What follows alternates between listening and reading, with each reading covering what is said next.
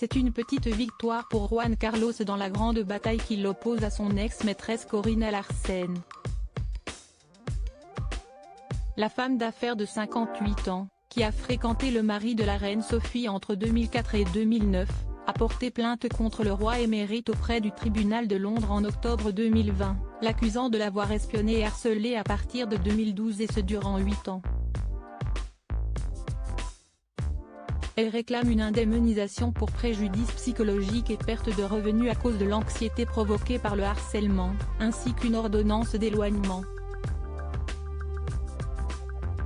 L'ex-roi d'Espagne qui vit en exil aux Émirats arabes unis depuis 2 ans, a démenti ces accusations, et engagé une procédure judiciaire pour que son immunité soit reconnue jusqu'en 2014, année de son abdication.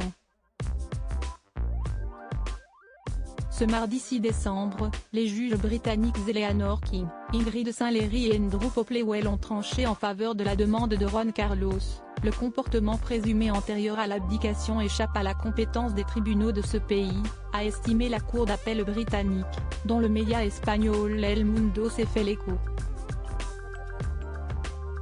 Les avocats du roi émérite avaient en effet avancé que les faits qui lui sont reprochés entre 2012 et le 18 juin 2014 n'appartiennent pas à la sphère privée, mais ont bel et bien eu un intérêt officiel, relevant d'une opération d'État pour protéger la couronne.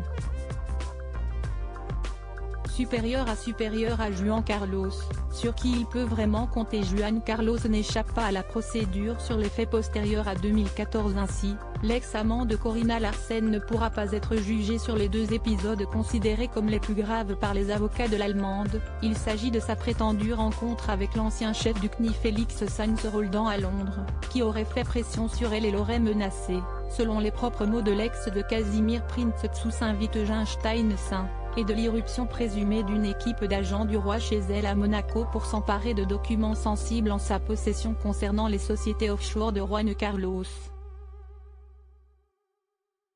La femme d'affaires a indiqué que ses 2 enfants nés de sa relation avec le prince de Saint-Wittgenstein auraient eux aussi été menacés.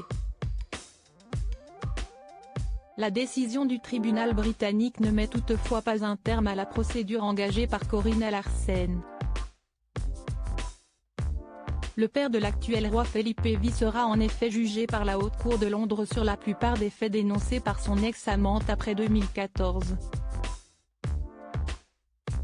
La majeure partie du procès n'est pas affectée, se sont réjouis les avocats de la jolie blonde. 65 millions d'euros en guise de cadeau. D'après les accusations de Corina Larsen, l'ancien monarque aurait exigé qu'elle lui rende les cadeaux qu'il lui a offerts en plus de la harceler, à savoir des œuvres d'art, des bijoux et les 65 millions d'euros qu'il lui a envoyés sur un compte aux Bahamas. Dans son podcast retentissant Corina and the King, dans lequel elle relate les dessous de sa relation adultère avec Juan Carlos, l'Allemande a estimé que cette somme considérable faisait office de cadeau, en guise de dédommagement pour les souffrances endurées pendant plusieurs années. Crédit photo, Europa Press.